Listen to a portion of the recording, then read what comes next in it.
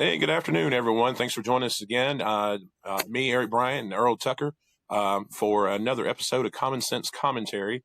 We haven't done an episode in a little while because Earl has been out of town, out enjoying Vegas, but he's returned to resume his co-hosting duties. So here we are, and guys, there is so much to talk about and unpack in this episode. We're probably not going to get to it all, but don't worry for those that have watched our previous episodes. We promise, we absolutely promise that we're going to get back into producing and getting more content and more videos out to you. We've been spending a lot of time on X. You can find me on X as well as Earl. Lots of good articles and information there on each of our profiles. Come join us, follow us, share. Have some fun, have some laughs. Earl, glad you're back, buddy. Your trip out to Vegas was good. It was good. It was a working trip, not a trip of pleasure. But Oh, well, what kind of work was all it? in all, working at the racetrack, I was there for the Pennzoil 400 weekend over in Vegas, man. Oh, were you running in This it? weekend, I was not running it. I was just working it. Um, I work in the with the ushers, make sure they get everybody to the seats and everything. Just more of a supervisor role. They fly us in to actually run the event. You know what I mean? They got half of the personnel is from out of town, and then they have their people in town in Vegas that actually come and work it as well. As far as a few UNLV students as well that come over and work it. But it was good. It was a good event this weekend. I really enjoyed it. Not the biggest NASCAR fan, but it's growing on me a little bit. Did you see Bubba Wallace? I did see him. I saw Bubba Wallace, and he did not win. He didn't win, man. I'll Go leave that one figure. alone this episode. Now, I do want to ask you a serious question about your time out there before I get back to the monologue. Um, with everything that's been going on in the news cycle, the left and right, the protests and the acts of violence and vandalism. How was overall mood? What did you see when you were out in Vegas and around the racetrack? I'll be honest with you. I didn't see what I see on TV and what they're putting out there, propaganda that's put out there on TV. If I went by that, I would have had to look over my back the whole entire time that I was in Vegas. Um, at the event, there was three different races. There was a Craftsman's truck race on Friday, Xfinity lower level race on Saturday, and then you got the big Super Bowl event with Pennzoil 400 on Sunday. Man, everybody was getting along. I didn't see no kind of hatred, no kind of bigotry, no people shouting out. I saw a lot of Trump hats and paraphernalia. There wasn't nothing said. Everybody was getting along. Everybody was, had drinking their beer, uh, watching the race together.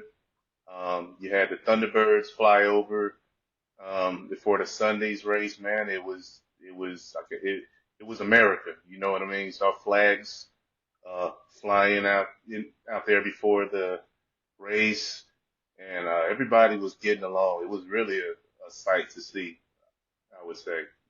I Well, thoroughly enjoyed it. well, that's fantastic. Well, we're glad you're safe. You made it back without incident.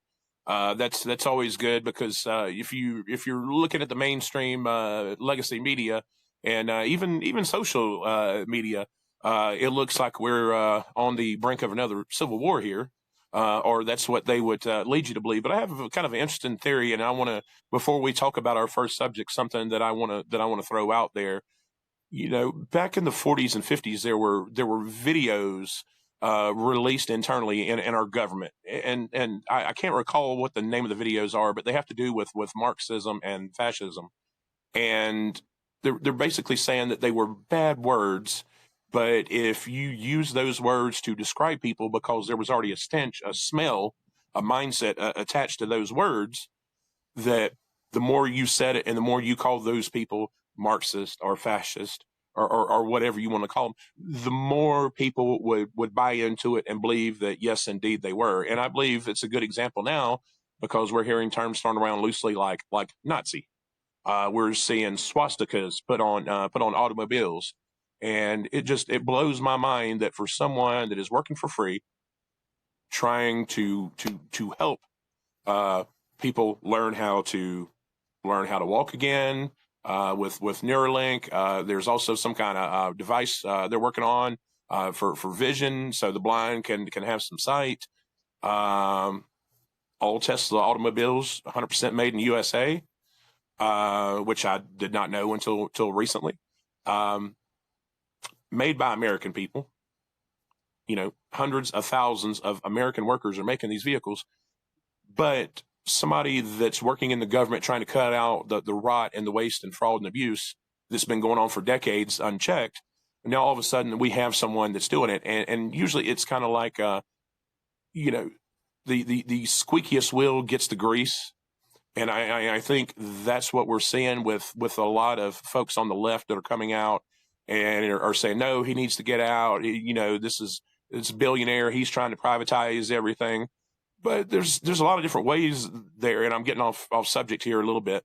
But one of the things is you take something like United States Postal Service, been losing billions and billions of dollars increasingly for years.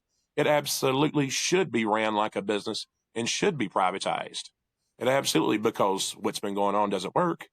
And I mean, and to give you an example of waste, I'm sure you're like me and a lot of the audience watching this. You go into USPS and you get one of those flat rate envelopes or boxes.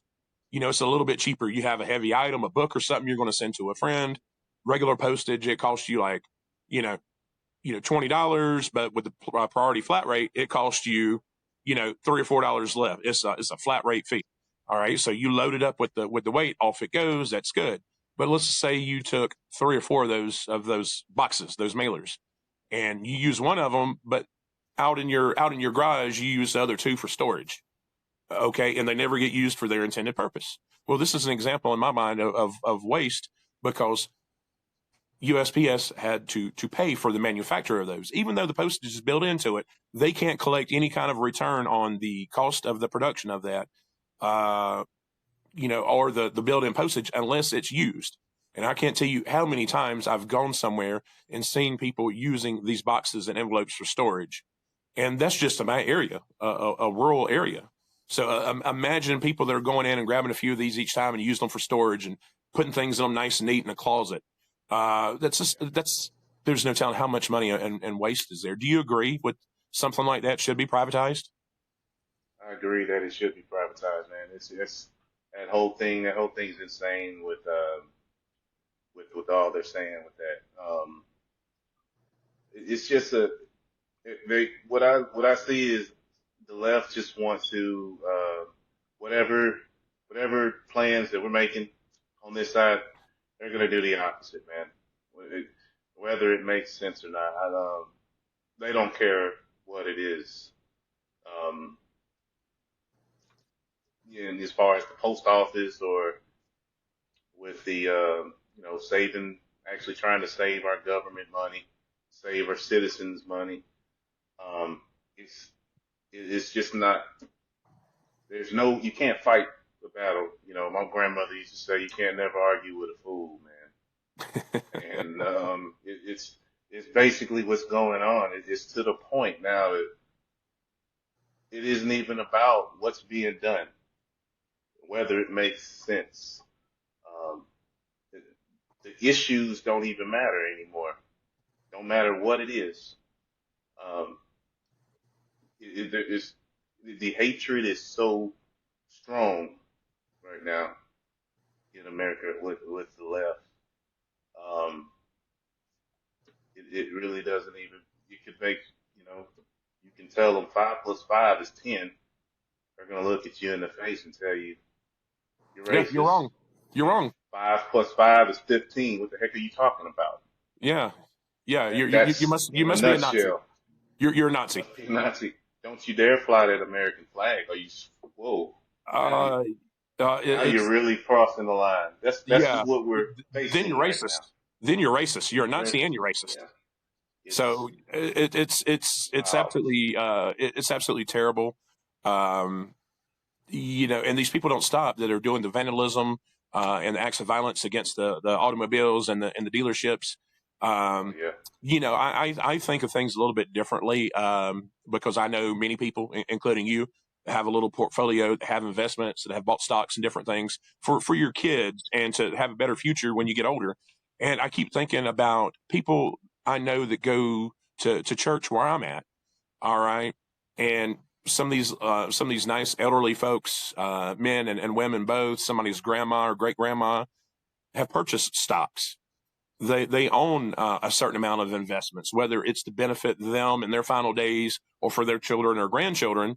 And Mhm. I keep thinking that how many of these people may have bought stock in Tesla a few years ago because their financial person told them, hey, this is going to be a good long term investment. And now you have people like another one that you absolutely like to talk about, Jasmine Crockett, Oh yeah. and you've got Tim Walz out saying that they want to affect the price of those stocks so Yeah. that it bankrupts the company. And you got Jasmine Crockett saying her birthday is on the 29th and she wants Elon taken down. I mean, so it's Take them just down. yeah, It I mean, and so this open to interpretation, but is. with a lot of the violence we've seen at his dealerships, the way that I would take that would be a threat on my life if it were me. So, I mean, how is that not some sort of form of domestic terrorism or a call to incite terrorism, especially with the info that came out yesterday? I'm sure you've seen it with John Cusack. Um and Jasmine Crockett and a few other folks that are funding this Tesla takedown. And I think they're planning a protest here in a few days across the country. But how is that fair to the hundreds of thousands of American workers at Tesla? People that are both on the left and right who've purchased these cars because they care about the environment. Okay, Yeah. so you've got both, and then you have the little grandma at church that spent a few $1,000s buying this stock because she's trying to do right for her family and she's been a Democrat all of her life. It makes no sense. And again, this is the party that says EVs all the way. Matter of fact, most people on the left up until a few days ago, I would think that the largest ownership percentage for Tesla vehicles is probably people that more On the align left. on the left. And then now it's, we care about the environment. These are fantastic vehicles. Now we're going to set the damn things on fire. We're going to trade them in for, uh, like Kelly did, gas guzzling big SUV. So my mind says that maybe they weren't that serious about the environment after all. The hatred has blinded them to the point to where they could give a damn less about the environment because they're just so blinded. It's like you ever see the running of the bulls? You got the guy out there waving red, and that's every time I Thank see you. this Yes. lunacy unfold, I keep thinking of those type of instances. It's like bulls running. They don't care. They're seeing red. They don't care. Yes, this was important a few weeks ago. Now we could give a shit less about the environment.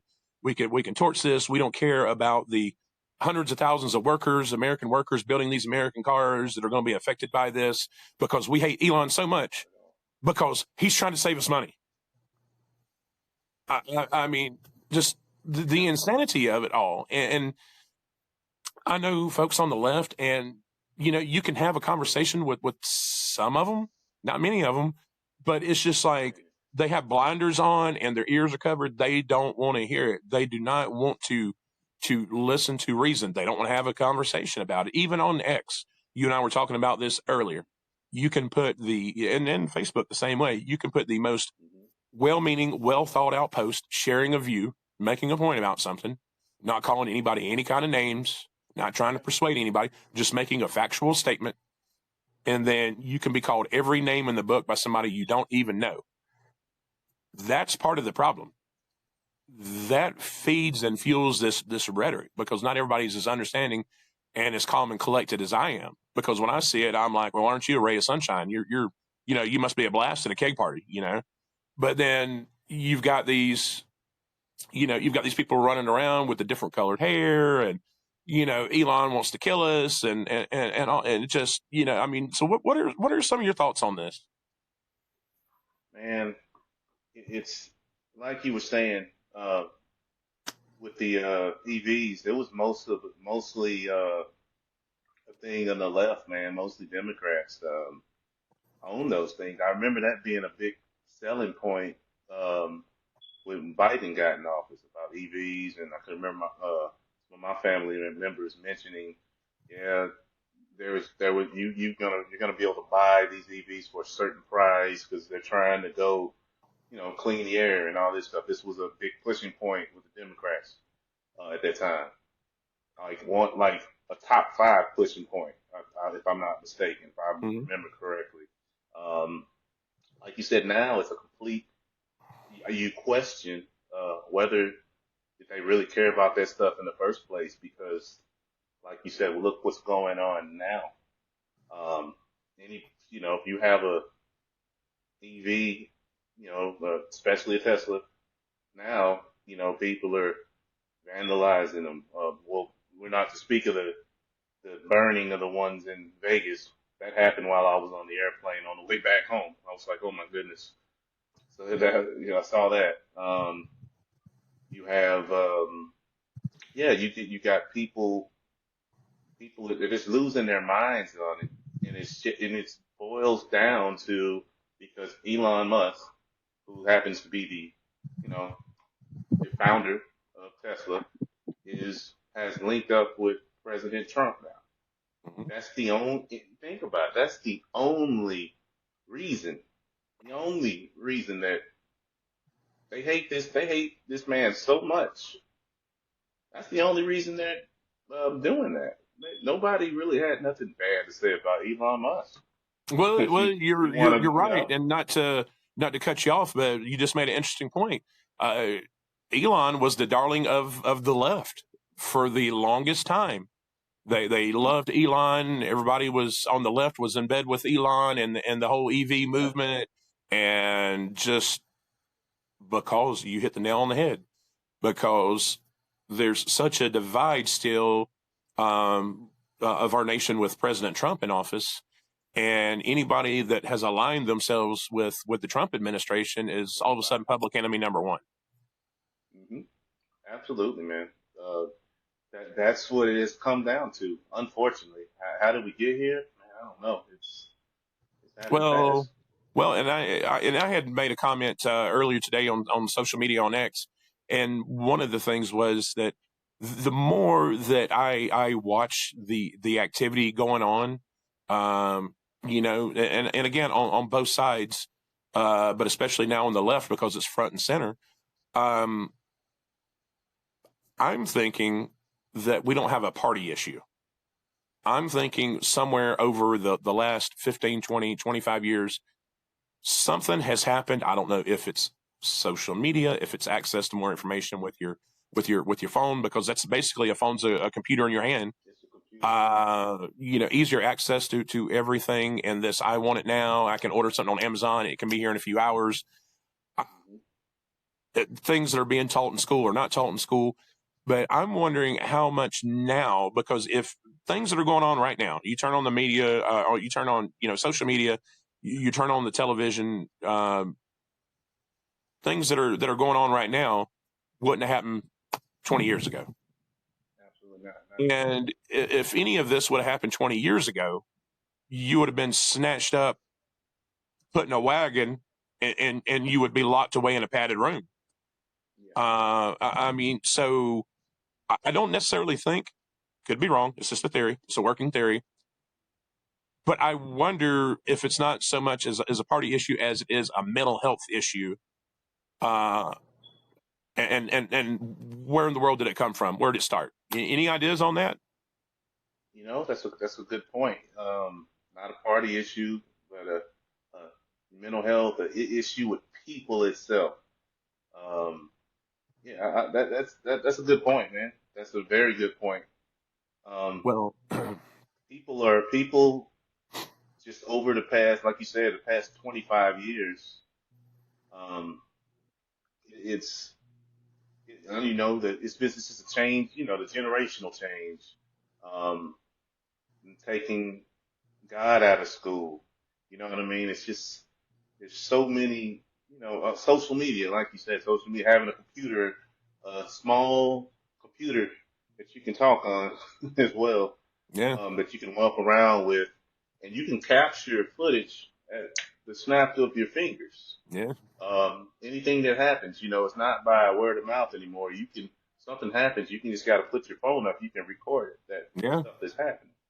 You know what I mean? So the world has changed, you know, a lot over 25 years, and probably more than 20, you know, more than 25 years of things have changed. It feels like it's been a 50-year change.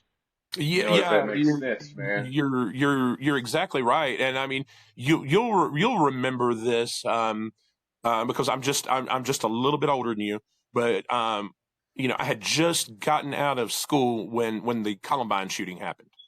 Mm. All right, I think Senior you high were school. probably I was you a senior high school. I remember yeah, watching it. We okay, watched yeah, it yeah. on in class. So Yeah. yeah, and I had just got out of school. You're behind me, so I remember seeing that and thinking, "Oh my goodness, how crazy is this? They must be mentally unstable. They must be."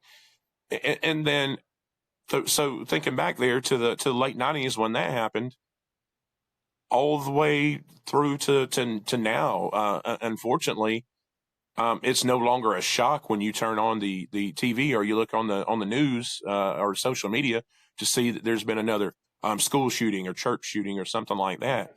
And one of the things that Great I point. remember, because I remember joking with my parents about it, was in the early part of the 1990s, parents' rights to discipline their children drastically changed. It was more, you no more with a belt or a paddle or anything Yeah. like that. You can't Switch. do that. Yeah. So, and that I am, and you are too, from a generation that you knew when you got that type of punishment, when your dad got the belt or the paddle, you knew what the boundary was and what the line was. So you knew never to do that again, or you knew what was going to happen. But then I think so parents' rights to do that were taken away. And then some of the youth started pushing the boundaries. And then they're like, oh, no, you can't do that. You shouldn't do that. That's bad. But they kept doing it anyway because they didn't know any better. There was never any kind of stopping mechanism to keep them from doing this. And then so if there's nothing to stop you, and let's say you don't have a good social dynamic with your parents at home, or you're picked on in school, well, you haven't been punished. So you know what? I know it's probably not right to go grab a gun, but nobody's ever punished me and told me I can't do it. Mhm. So what if I go grab it and I'm going to go and I'm going to threaten somebody, and then it turns into a violent act? And then it's, you find out, oh yeah, this, they've been planning this because they were bullied or picked on or whatever. But I think some of these behaviors increase over time because there's no check. They're not being punished. And it goes hand in hand with a theory of mine is, I'm not a big fan of participation trophies. All right. You've got, you know, 5 kids, 6 kids on a basketball team, and they're terrible. They come in last place. They don't take it serious, but their trophy is the same size as the team that practice a day a week longer or more, and they took it seriously, and they were happy to do it, and they wanted to be number one. But you're giving the last place team, because you don't want them to feel like they're inadequate, but then it's not fair to the first place team. See, and you will probably agree with this. I'm not speaking for you, but I remember, when I was a child, I was a teenager. You get a ribbon or a trophy for something. It meant something. You accomplished something. If you got first place in a spelling bee and you got a certificate, everybody else in the classroom didn't get a certificate. And if you were one of those kids that didn't get a certificate, it made you try like hell harder because you wanted that certificate, because you want to take it home and show, hey, look, mom, dad, this is, I've really been working. This is what I got. Okay. Yeah. So, and that's my thing. So I think with children not being punished, and then, oh, well, don't worry, Angel, everything's okay. Here's a trophy because you showed up on time. Yeah. And I mean, so when you That get go hand in older, hand. yeah. So when you get older, you've been coddled. Okay. So I think you get to a point where you went from I'm not getting punished to I get a participation trophy. I'm special, and then you get to adulthood or young adulthood, and somebody at work says something to you sideways, or somebody cuts you off in traffic. Um, so you don't think there's anything wrong with going and giving them a piece of your mind, or pulling out an assault weapon, or carving something into their vehicle because it's gone. You've gone unchecked. You don't know what the boundaries are. You don't know what the limits are because you've never had to figure them out. You've never had to work hard to get that trophy. Everything was handed. So then this comes entitlement. You feel like you're entitled to whatever you want because you've always gotten trophies and plaques and certificates and all just for being there. So of course you should just give me this. Of course you should just allow me to say what I want to say. And I'm not trying to go all scorched earth Stephen A. Smith here, but I mean these are just things that I've noticed that I'm passionate about because I don't think with talking about maybe the mental health, theory that I have going on right now, I think potentially, and I'd love for somebody to study this, or maybe there's been studies. I haven't seen them, but I would like to see if there's any correlation with any of this. I mean, because your kids are going to school, DOE's getting, potentially, abolished. DOE's going away. Um, but because we've got children in schools in high school getting ready to graduate that can't read at that level. They can't write it, and it's sad. So we have a coddled, now entitled element in society. Then we're getting ready to graduate people that can't read at a level and can't do basic math and algebra at a high school graduate level. But we're getting ready to pass them on into society. So I mean, it's scary stuff. I mean, what do you think about some of this? And you hit it on the nail. You hit it on the nail. I think it all starts from the house, from the home, Yeah, and like you said, in the early '90s, when that being able to discipline your child was a big deal. It was a big thing. I can remember growing up in the late '80s, we'll just say, and I did something to get in trouble. And what was the couple words that you didn't ever want to hear from your mother? I'm gonna tell your dad. yep. It was the most. You were so. You were like, oh my gosh, what am I gonna do? Oh, please don't tell dad. Dad's gonna come home bring that belt. He's gonna teach you a lesson, but you're gonna get that lesson once he does that. And And you just sat there. The that's dread was uh, almost as bad. Sitting there it dreading. was yeah, Yep. as it was just as bad or worse. It probably was worse. It's like Dreading it. psychological Now that warfare. it is, you were crying more than the actual whooping. Yep, that's It right. was so scary, man. Been there, done And that. yeah, oh yeah. And I think that just passes along, man. Like you said, these kids ain't, there's no kind of you just there's no you can't, the parents. A lot of parents just don't care to parent their children like they It's true. should. But Sad but true. there's yeah, unfortunately, and there's no repercussions. There's no repercussions, man, for getting in trouble. Oh, hey, you're not supposed to do that. No, you didn't come home when the street lights were on. For the street lights, come on, you know what time it is. You know what I mean? That's right. So, like, I'm not going to take up, Stephen A. Smith it is either, but it all rolls, as they say, the crap. We used to say in the Navy, the crap rolls downhill. Right? You Yep. got something starts, and then you get you get some momentum. In this case, momentum the wrong way, and it's rolled up into where we are at today, in my opinion. Well, and something that you said made me want to add one more thing to it. So we're not really disciplining our kids, for the last generation or two. Okay, well, let me take away your phone for a day. Okay, well, then they go and they pull out a tablet or a laptop. Well, let me take away that stuff. Okay, well, they go and play on an Xbox or PlayStation. All right, well, I'm going to take away that stuff. Well, that's fine. I'm going to sit here and listen to my iPod. I mean, it's just it's just it's endless. You can take away stuff, but I mean, they're not learning, right from wrong, and I think being punished for it at a young age to learn that lesson. So later in life, it's instilled that, yeah, I remember when I was a kid, if I would have done that, so I probably shouldn't do it now. But I mean, here's the thing: prisoners, the prison system, that's a punishment. Okay, for adults, and juveniles, but mostly for adults. So you've got adults that have committed crimes or bad acts.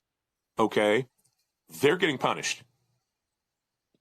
Okay, so they're learning that what they did was wrong or is wrong. They're serving time. A lot of them are going to are going through their sentence and getting education and being reformed, and they come out saying, "Yeah, this was the best thing that happened to me. I learned a lot. I got an education, and that's fine. Kudos to them." But if we're punishing adults, is it safe to say that maybe we should punish the kids, not to that extreme, but we should teach them at an early age right from wrong with a little bit of punishment? Maybe not what you and I endured as youth, Yeah. but if we do that at a younger age, maybe they won't get to the penitentiary. Maybe we That's can fair. we can stop that because the prisons are crowded. I mean, they're crowded. They're overflowing. It's something else that costs the taxpayers a lot of money because we're feeding them, we're giving them medical care, we're paying for the guards, the staff, we're paying for the facility, all the utilities with tax dollars. And it just leads me to 4 believe that hours. right, yeah, just like you were saying, and that's what made me think of it. So we've kind of beat that for a little bit like a dead horse. So have you caught up on the JFK files? I have interesting. I seen last thing I read. I think I was on X when I seen this, but there was a gunman that was present, if I'm not mistaken. Um, on the if y'all you know what I'm talking about. No, no. The last thing I saw was that it seemed to, and again, I'm like you. I haven't read everything. I don't have time for eighty Yeah, thousand yeah. pages. But the few things I've seen, and I'll talk about them in a minute. But um, it looks like maybe there was some agencies working together, both foreign and domestic, and that Lee Harvey Oswald was a participant, but he was more of a fall guy. And there were one thing I read, and I don't know if it's accurate, said that there was up to 9 shooters positioned. I don't know if that's true or not. Yeah. What did you find out? Um, I need to deep dive into that a little bit more. I'm looking forward to kind of going through the whole thing myself. As far as I know right now, there's a lot more coming out, and I did hear about Lee Harvey Oswald being the fall guy, Yeah, for the whole thing. I know in school and everything, and we learned, we probably took on a quiz who killed Kennedy, who killed President Kennedy. That's what you wrote down. yeah. Uh, but I hear it's a whole lot of it's a whole lot that we don't know, man. I'm looking forward to reading it. Like I went through the MLK files, I think a month ago or so, uh, and saw some things. You know what I mean? Well, Uh, it was well. Here's the thing. So that was an interesting time in our country, because you had JFK, you had Dr. King, and you had JFK's brother, RFK, Robert, yeah. all assassinated within the same decade. Uh, but one of the things that I learned recently, and it's been in the news, USAID. Okay, so USAID was an agency that was started by President John F. Kennedy. Okay. President Kennedy started that because there was a time when our intel and security agencies were kind of feuding over who had the right to do this, whose territory is this. Um, so President Kennedy, basically started USAID to monitor this and basically be the policeman for what maybe the CIA was doing and what they were claiming, NSA, and it wasn't what it came out to be now. I don't think. But then knowing that and learning that, you look at a lot of the things that were coded in the files for USAID that came out and how ridiculous they sound. So now you start to wonder, is this still going on, and or were some of those covers for some kind of Yes, sir. military operation or exercise? Because I mean, it looks like reading some of these files that we were trying to, we were trying to sway elections in foreign lands. It looks like from a lot of things I've read on X so far that people have found, and the general consensus seems to be that the CIA and Israel, um some other government agencies, it looks like the CIA had some kind of operation going where they were funneling weapons, and I think they were trying to dictate what was going on in other parts of the world. And the theory is that President Kennedy was getting ready to expose it and burn it to the ground because it was wrong. So they wanted to keep the good times rolling. So they came together because it wouldn't just affect this agency and this agency. It would affect this country, this country, this country, this country. So let's come together and come up with a plan. And there's things. I mean, there's going to been a conspiracy for a long time that the government was involved, and it looks like to some degree that is accurate. There's strange things that you learn that the mayor of Dallas changed the parade route at the last minute, the day of the parade. And it looks like within an hour of the shooting, former President George Bush Sr., it looks like he called the field office there to establish an alibi. Just, hey, I wasn't there. I heard about it. This is what I was doing, which is suspect because Yeah. years ago he said that he couldn't remember where he was that day. So that's pretty interesting because I remember talking to uh, my mother and father both when they were still alive. And as a kid, you're like, oh, well, where were you? And they could tell you. I could talk to my Right. grandmother. I could talk to, aunts, uncles, a lot of people in the family, a lot of other people that I know in my life that are older folks. They all remember where they were at when JFK was assassinated. But George Bush working in the CIA 30 years later is telling the media that, yeah, he doesn't remember. Doesn't make sense to me. I guess it's, like with Biden and the her testimony, maybe he was just a well-meaning elderly man with a poor memory. But I don't necessarily know that that I don't that buy I, it. I I buy it. I mean, Yeah. so it sounds like you're still diving into it. So I'm sure we'll I talk am. about this some more as more information comes out. Definitely. There's a lot of interesting things, but it doesn't look like Lee Harvey Oswald acted alone. Um, so Mhm. so what do you think about this whole Jasmine Crockett thing? What's your take on her and the rhetoric that she's spewing right now? I mean, do you feel like some action needs to be taken against her? Do you think that she's dangerous, or do you think she's just a mouthpiece? Well, I think it's a little bit of both, man. I think she is dangerous, and the Democratic Party's using her as a mouthpiece because she's loud. She's Like loud. like in the way of She's gonna, AOC, yeah, yeah, in that kind of way. Not necessarily efficient, but she's loud and right. she's gonna get somebody's attention. As you said earlier, she is dangerous. She is dangerous, man. Every couple days, I think it's I think it's being calculated. She's You're seeing her taking a different another sound bite, and this last one she was talking about, taking Mr. Elon Musk down. She didn't elaborate on how she's going to do that, but with the fires and stuff, she didn't condemn it. She didn't say, "Oh no, I didn't agree with that." You know, I don't think we should have class. I don't like them. I don't agree with them, but we shouldn't be doing that, y'all. We shouldn't be burning. This is classless. This is not how we're supposed to behave. She didn't say Yeah, none of it's that. it's it's it's She it's didn't say it's, none it's of that. So insane. what Yeah, she didn't say, yeah, what she did not say, she let's just say she said plenty. She is absolutely cool with that. And like you said, I'm gonna agree with you. I saw she needs to be investigated, Yeah, man.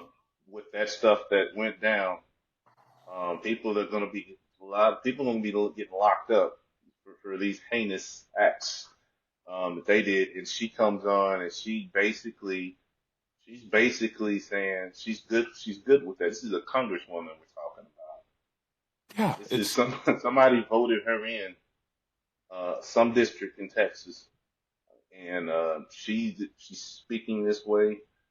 Um, it's quite disgusting, man.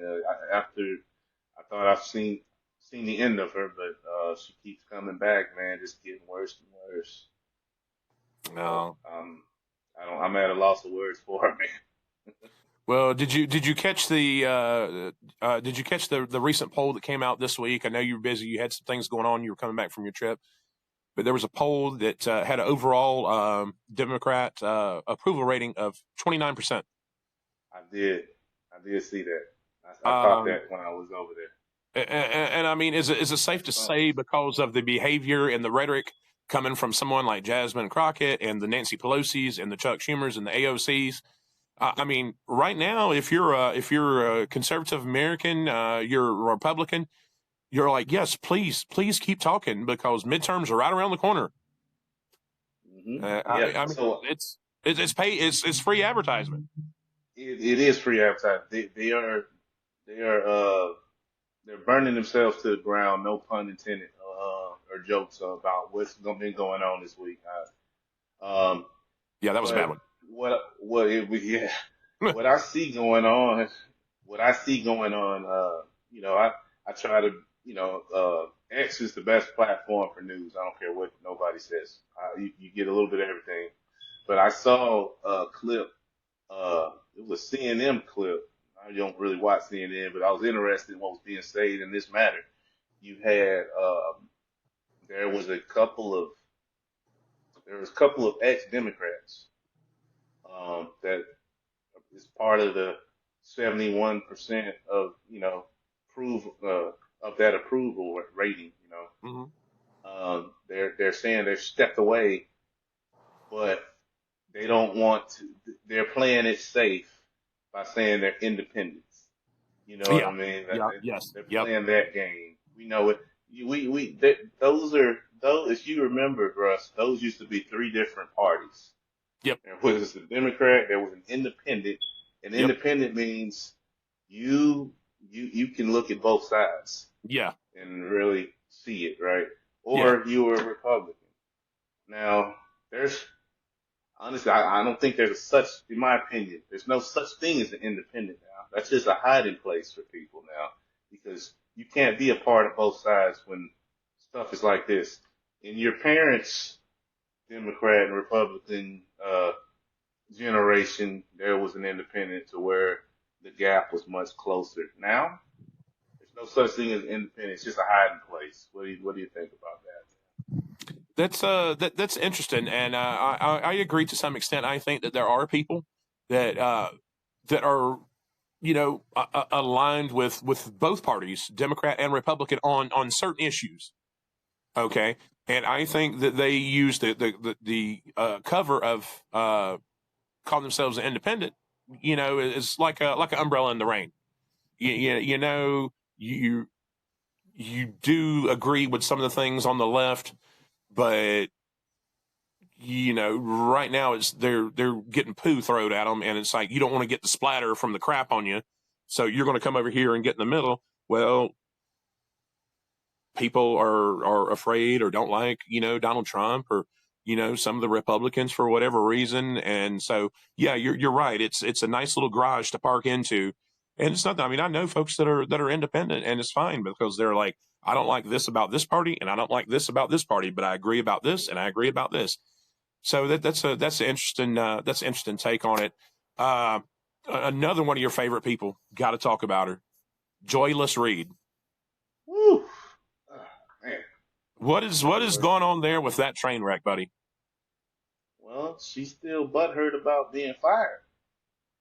She's still butthurt about. She's still crying about being fired, man. Everybody else, Everybody else with a brain saw that coming 6 months ago because of the direction that show ratings was so horrible, Yeah. so terrible. But people on that side, they were surprised when it happened. We're just like, okay, it's any time now. We were counting down, three, two, one. There it That's is. right. That's right. Um, but the latest thing that she said, man, about Canada and the Canadian military uh, going to whoop. I take that. I take.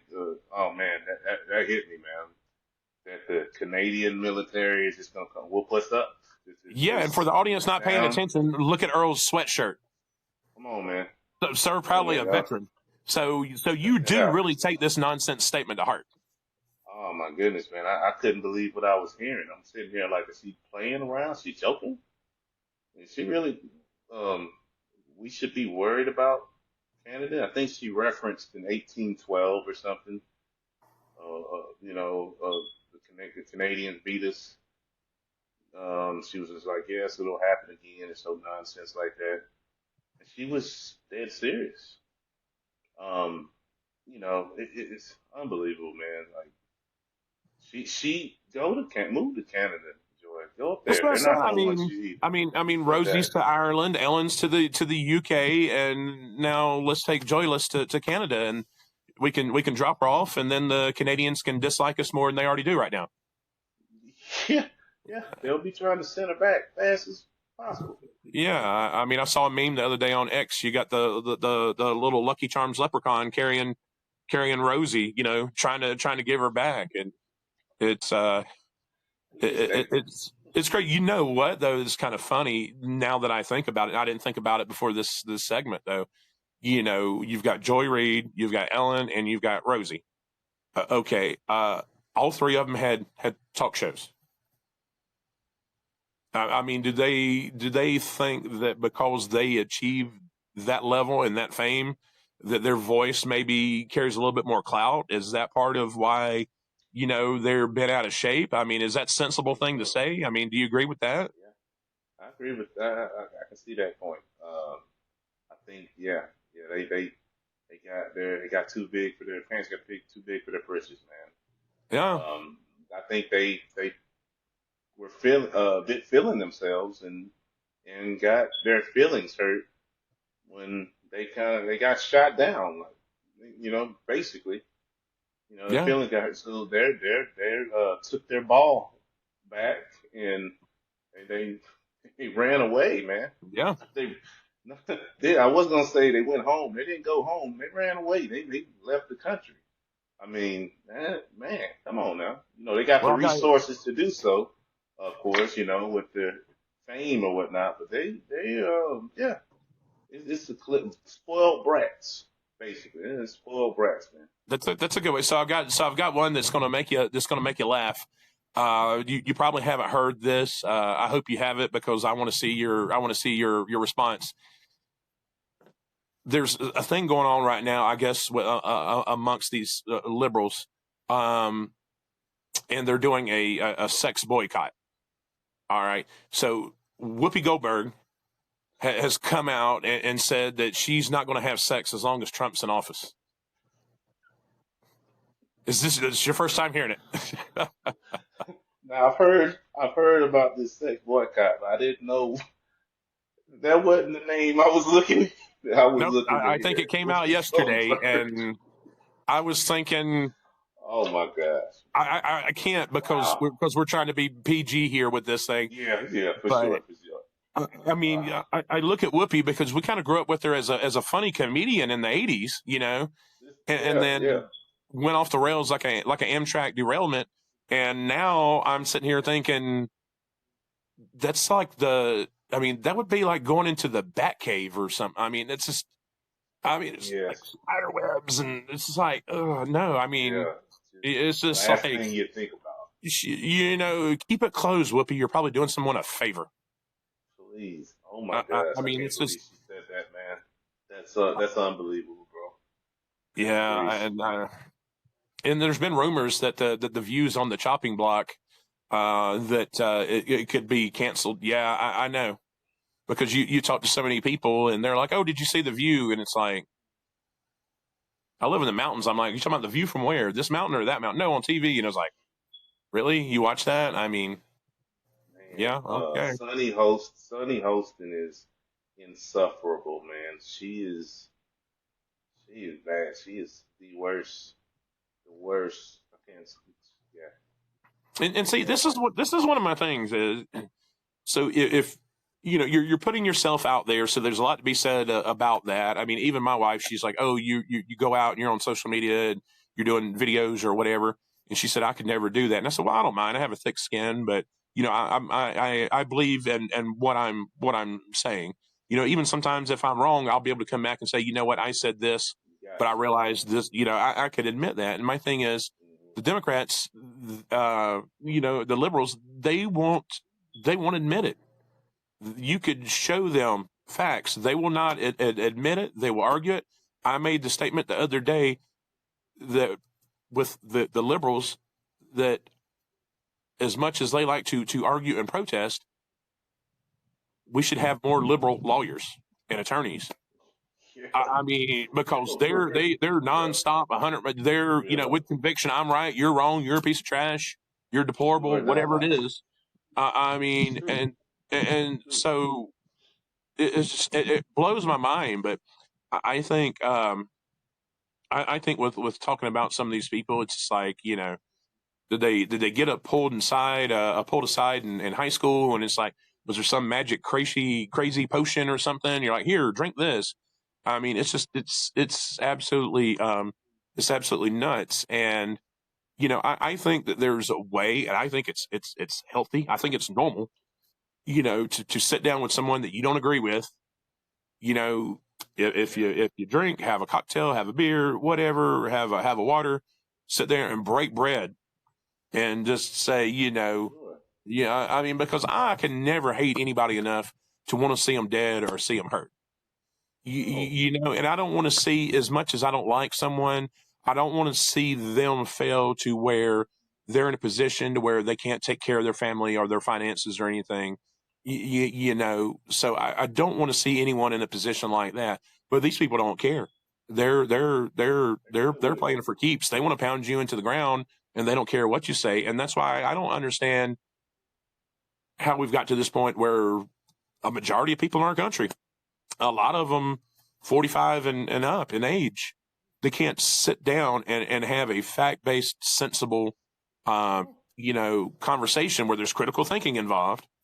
Uh, What's that word again? yeah, critical thinking. Yeah. Okay, okay.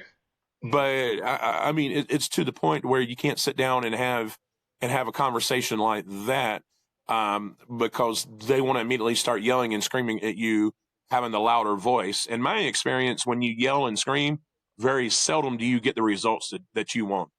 What do you think about that? Absolutely. I agree with that wholeheartedly, man. Yeah, yelling, yeah, that doesn't get you anywhere. They think that's going to, push the argument right in their favor. It's not. Um, yeah, it's you can't, man. I'll give you an example. I was on X, and, and I was responding to something. I think the football player Lamar Jackson. Okay, yeah. Um, I think he's starring in a film. I don't know if he's playing some gangster or something, or it's something from what I was looking at, and I put like, man, Lamar, I think he's over a part like this, man. Like, a couple people agreed, and this one dude called me it's like, you're a self hater, hating on a brother for, pursuing his career or whatever. And I'm sitting here like, look, look, you're not looking at the big picture, man. Like, you, you're not, how a lot of us are portrayed in the first place, and he's made it, and you're coming down to play this part. I was an Uncle Tom though for pointing that out to him. It Well, made it's me, like and I, it's like I get where you're saying. It's like you felt maybe by him playing this role that he was kind of, it's like trading down. You're you're going at this. backwards. Yeah, yeah, exactly. So Hmm yeah, I You're going understand that. backwards, man. Yeah. Yeah. That's just one example, but yeah, that's just anywhere out in town, online or whatever. If you do have, like you said, if you do have a conversation with one of these guys, probably 9 out of 10 times, it's not going to be a conversation, right? We'll give you one more example. I was at Walmart. This was right after President Trump won the election, and there was a lady, actually a Caucasian lady. I was in line, and we were, for being friendly people, we were just like, hey, how you doing? This is what you're getting. I don't remember what I had bought, but we were talking in line for a couple minutes. It was early morning Walmart. I was just waiting, said, I hope you have hope your holiday season goes well. She Mhm. was like, I don't know if that's going to happen, because of how this election went. She's like, I am so sick. I'm just so, and she just automatically assumed, assumed that I was, right there with her.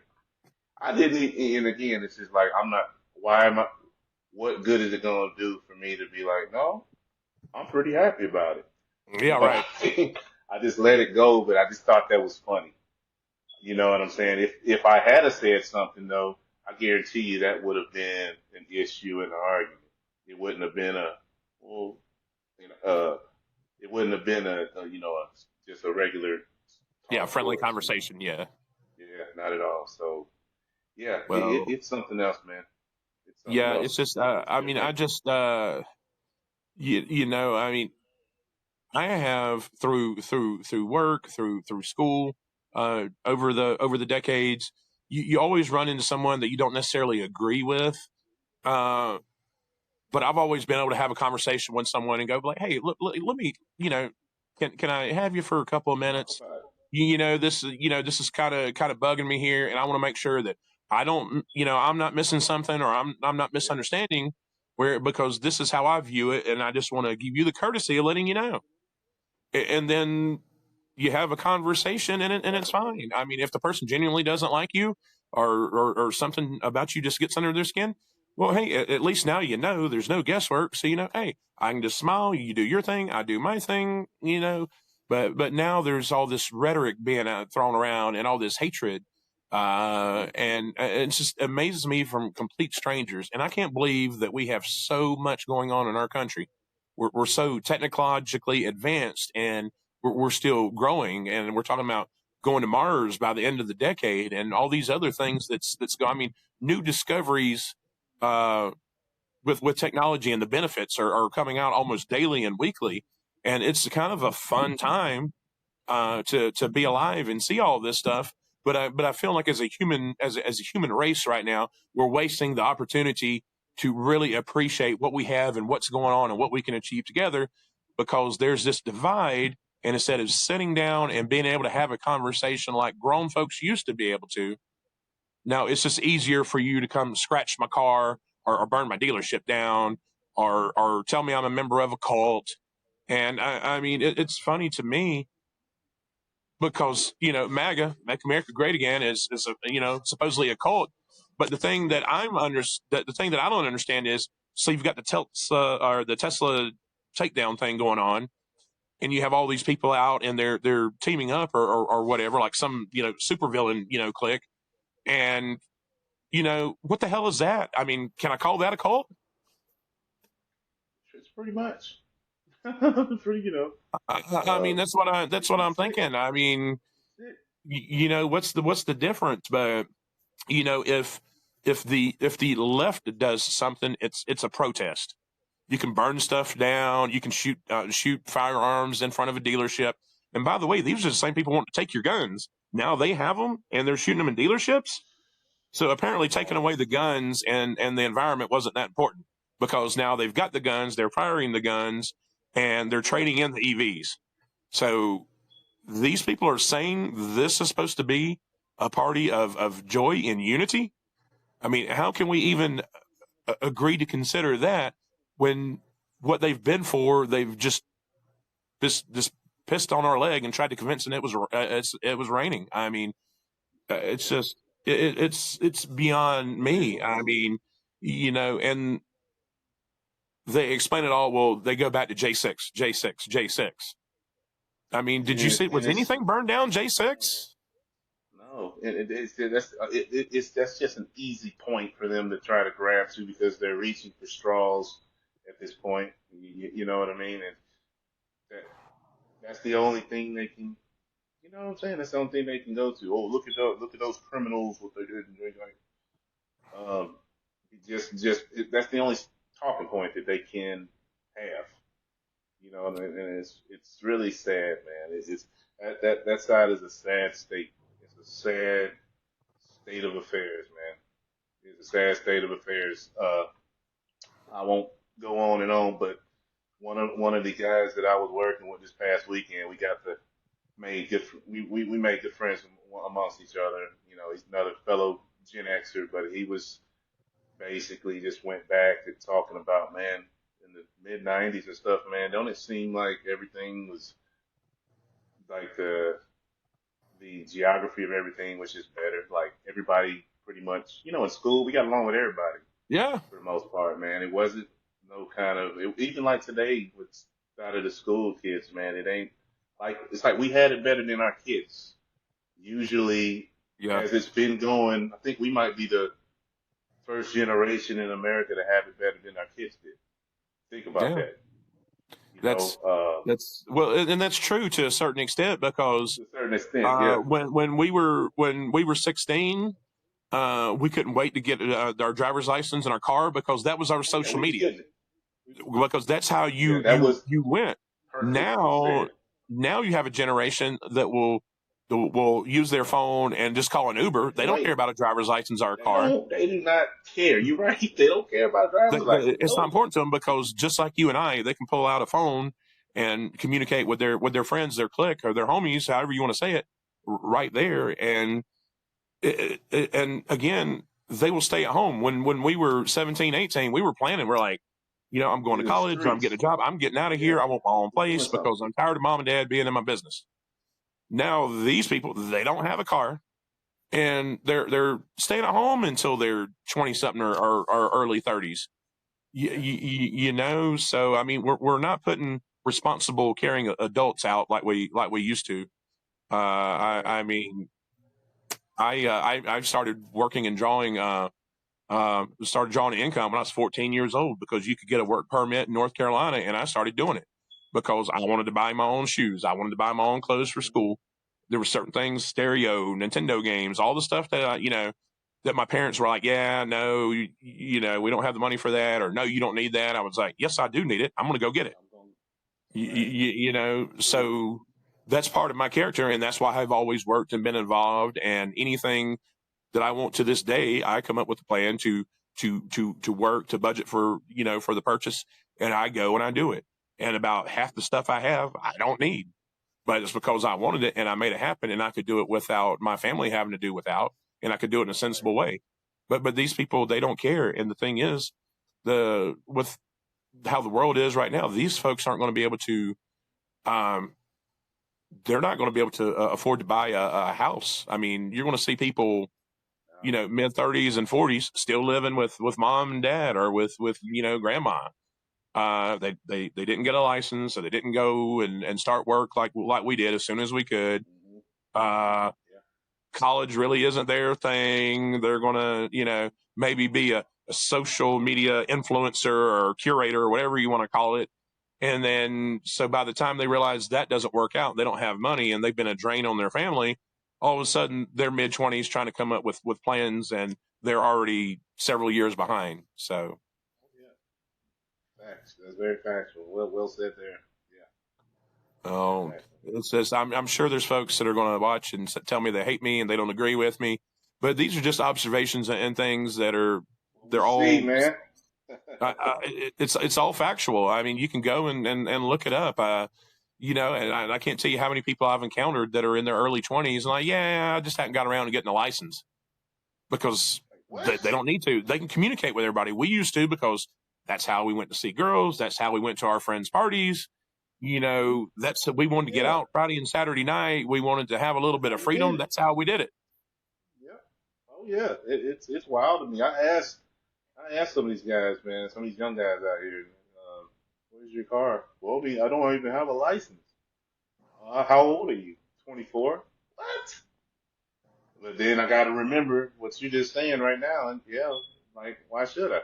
I can do this, this, and this. Okay. They don't feel the push. I know I was counting the days till I turned 16 to get my That's right. license. Sure, you were as well. So yeah, we're built differently. That's all I got to say about that. Yeah, it is a different generation for sure. These past couple of generations, and it's just you brought up a valid point too.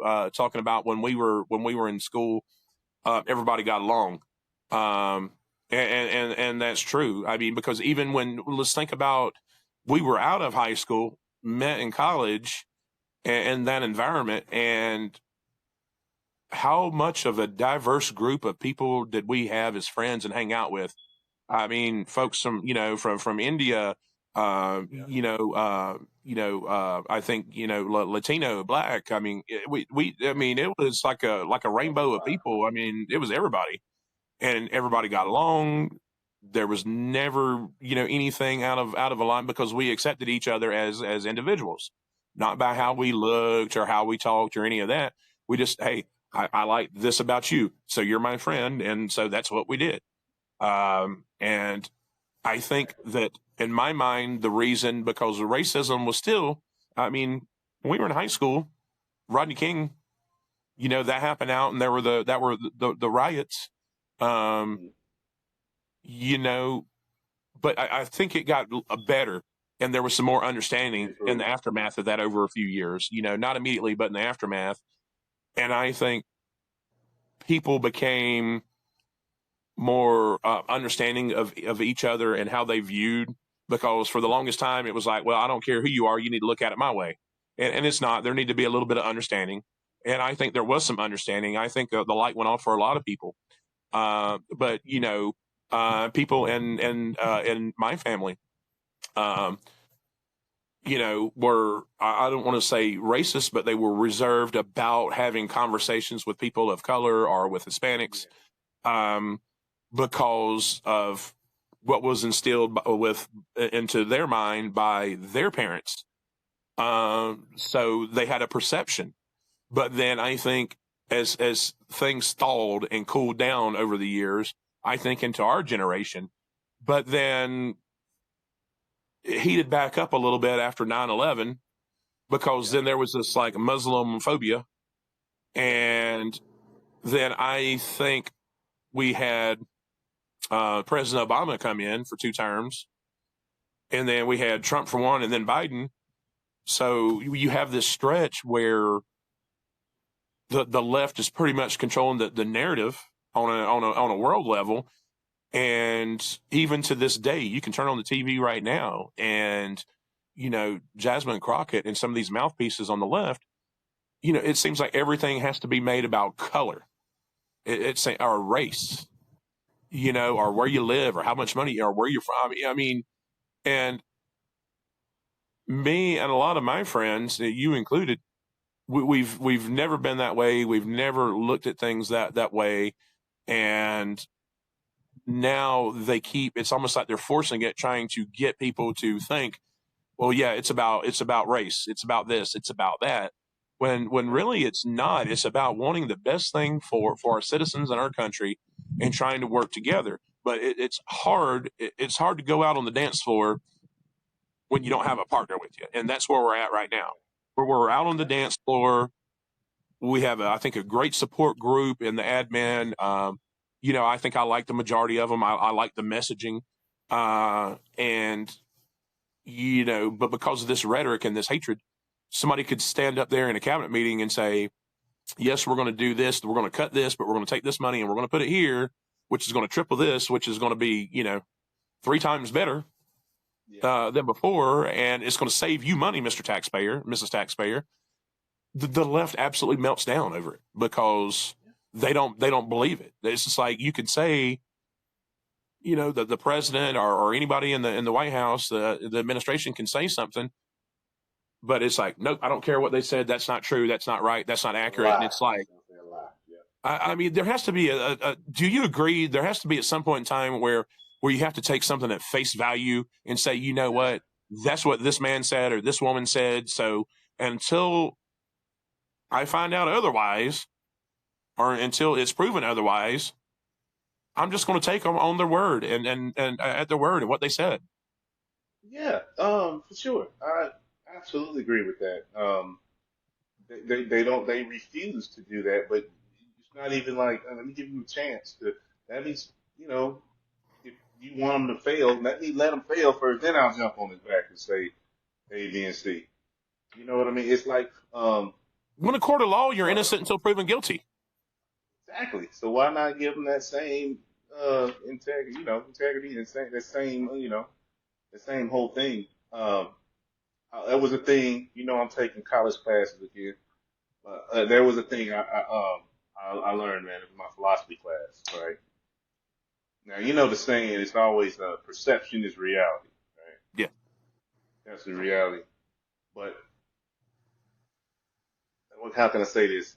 I guess after kind of going, I had to write a paper on it. I switched it up and I looked at it as reality is actually perception. And I think people on our side actually look at it from that viewpoint, reality being perception, because reality is truth. Perception is what you want, almost like what you want the truth to be. There That's you what go. I see from the Democratic side. They look at it at whatever the perception is, uh, no matter if they know the perception is wrong, but that's going to be their truth. So I think it's just that's the lens they're looking through. They're looking at the perception lens.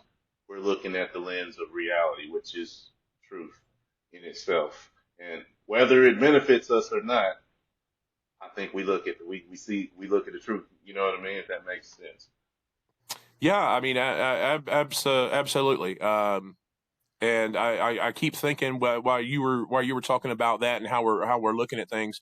I keep thinking back. I had a interaction on X recently, a couple of times with General Michael Flynn, but Yes, I saw that. I saw that. the most recent interaction I believe was yesterday, and uh, General Flynn had he was basically this is a time where we have to stand together. We need to work. I mean, we need to the things that aren't right. We need to address. And I told the general, I said you're spot on, because you know freedom is something that everyone in our country wants or should want, and we fought wars for freedom.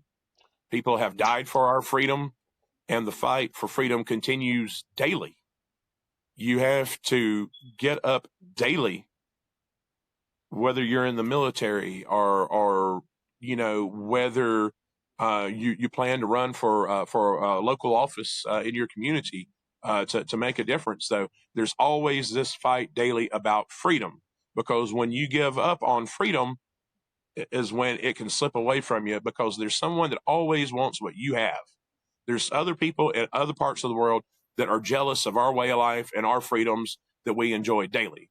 But the time that we get lax on it and we decide to focus over here instead of continuing to fight for our freedom and our democracy and not work together, because I guarantee you the left needs to think about this.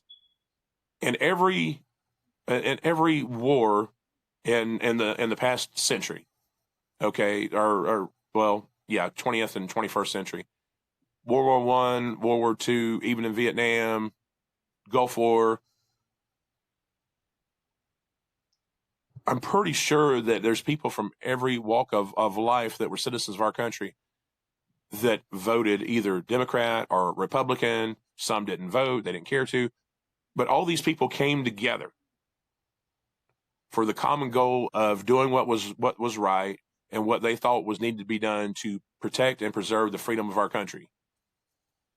So I've always been a firm believer And like what General Flynn says, it's always it's something that people give their life for, but it's pretty much never it's a never ending thing. And we're to the point right now that we would rather hate our fellow citizens and our neighbors because of this heated political environment right now, instead of embrace them and let's fight for the same thing, which we all want, which was the freedom, which are the choices, which are the liberties that we have. And I hate people are so blinded by the hatred right now that they can't understand that. And it's like you said, they're looking at it through a different lens, but they need to get out the cloth and the glass cleaner and clean that lens before it's too late. Because I tell you, I think we're on the brink of something tragic, like some type of civil war here in our country between the left and the right. I mean, because you can only take being picked on by bully for so long. You're bullied in school, and then one day you decide you've had enough and you're going to smack the kid, or kick him or whatever that kids do. And the left is going on with this lunacy right now, and all these attacks and spewing this nonsense. Eventually, not me, not anybody I know, but eventually there's going to be some on the right or on the far right. There's far left and there's far right. Yeah. Some on the far right are going to say, you know what? Let's get the weapons and let's hop in the truck and let's go. I mean, and heaven forbid, but this has got to stop before someone is seriously hurt or killed. And I shudder to think that could be the next time I go inside and turn on the TV and see the news tick at the bottom. That I'm afraid that's going to happen. I'm almost waiting for it because this has gone too far, and it needs to stop. So I guess in closing with this video, because we've run longer, but this is our first one in like a week and a half. But I guess in closing this video, I would like to appeal to folks on both sides, and that would be to exercise some understanding. I believe I'm right. You believe you're right. That's okay. How did you get to how you feel? How did I get? Let's have a little bit of understanding. Let's not call each other names. Let's not wish harm upon someone, or let's not tear up someone's vehicle that they worked hard to save up the money and purchase. Whether you agree with it or not, whether you like it or not. I don't like a Prius. I think it's the most silly looking vehicle on the road. But I'm not going to go and slash their tires or key it and tell them it looks like a cat litter box on wheels. So be kind, be humble. Some of the best things in life are free. A smile on your face, being kind to someone, opening a door for someone that needs assistance going in. These are just a few of the things that it costs nothing to be nice. It costs you absolutely nothing to be nice. It costs you nothing other than a little time to sit down and have a conversation with someone. I would much rather do that than go and be destructive or sit here and spew rhetoric. I would rather there try to be some understanding amongst the parties and amongst our citizens. I mean, the folks in Washington, Washington's that way from where I'm sitting. The folks in Washington, guys, they've been battling it for years. All right. That's why we have the multi-party system, because everybody can't agree on what needs to be done. But certainly as citizens of the United States, we can act like adults. We can stop the violence and hatred. We can stop this mess. And we can change that. If we can change how we are right now with each other, we can change that through working together and through voting and rolling up our sleeves and addressing the issues. There's so much that the American people working together can do for themselves. But until this nonsense is put aside and squashed, we're going to keep in this endless cycle. So somebody has to stand up with the big boy pants on and say, guys, listen, calm down before somebody gets hurt and killed. Because you may be saying red during the act. You may hurt someone And then when the cooling down happens, you're going to think, oh my God, I can't believe I was so enraged that I harmed this person, or that I, hurt someone's child, or I took away someone's, someone's financial gain because of the way I acted or because of what I did. It's nonsense. It's gotta stop. It has to calm down. We're better than this. As a country, we are better than this. People fight for us to be able to have what we're having right now, which is freedom of speech. But it only goes so far, though. You're only tolerable of certain things. And I would shudder to think, but our armed forces are going to be looking at this thinking, why am I going to defend this? Why am I getting up every day and put my life on the line when these folks can appreciate what we're doing and the sacrifices we are making so they can have freedom of speech and so that they can have their freedoms and do what they want to do as Americans?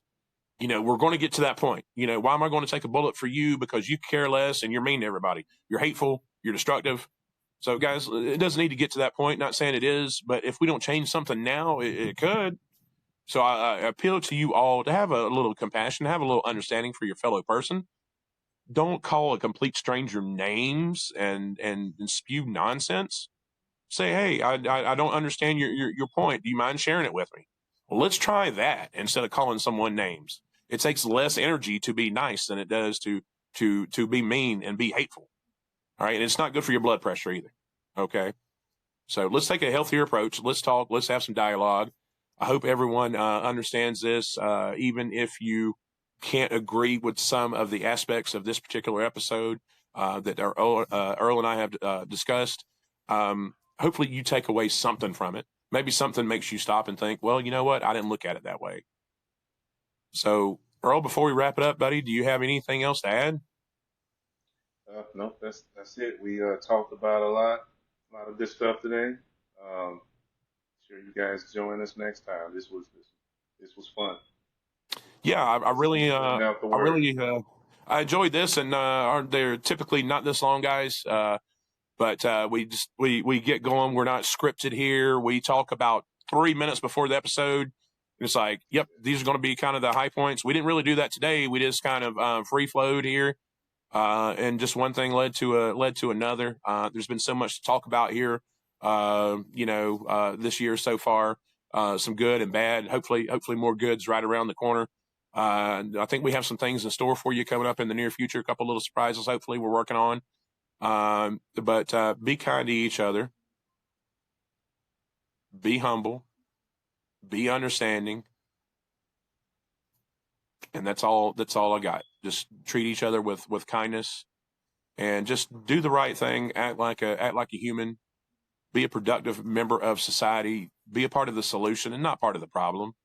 Nobody wants to get hurt. Nobody wants to die. Nobody wants to have their investment destroyed. Exercise some restraint. There's more productive ways of getting out your anger. Take up a hobby, get yourself a punching bag and hang it up in your basement. Let's issue some restraint here and let's everyone cool down. Until next time, guys, this is Earl and Eric, Common Sense Commentary. God bless. We'll see you then.